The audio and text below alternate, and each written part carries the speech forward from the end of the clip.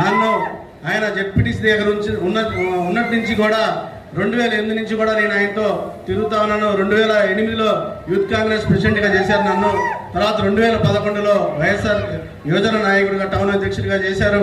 అట్లానే ఒక సామాన్య కుటుంబం మన కులాన్ని నుంచి నన్ను ఒక మున్సిపల్ చైర్మన్ చేసిన ఘనత మన శాసనసభ్యులు పిల్లల రామకృష్ణ గారు. మరి మాచర్ల పట్టణంలో చాలా మంది ధనికులు అన్ని కులాల్లో ఉన్నారు. వాళ్ళందరికీ కూడా ఇవ్వకుండా నన్ను నమ్మి నా కోసం కష్టపడ్డందుకు, నన్ను నమ్ముకున్నందుకు నా కార్యకర్తని న్యాయం చేయాలని ఆలోచనతో ఆయన నాకు చైర్మన్ పదవి ఇచ్చినందుకు ధన్యవాదాలు తెలియజేసుకుంటూ, మరి రాబోయే రోజుల్లో కూడా అన్నని మనం అందరం గెలిపించుకొని 5వ సారి గెలిపించుకొని మా మంత్రిగా చూడాలని కోరుకుంటా ఉన్నాను. అట్లానే ముఖ్యమంత్రి జగన్మోహన్ రెడ్డి గారిని 2వ సారి గెలిపించి మన ఎంపీ అభ్యర్థి మన బీసీ కులస్తులైన అనిల్ కుమార్ యాదవ్ గారిని కూడా అఖండ మెజార్టీతో గెలిపించాలని మనస్ఫూర్తిగా కోరుకుంటూ సెలవు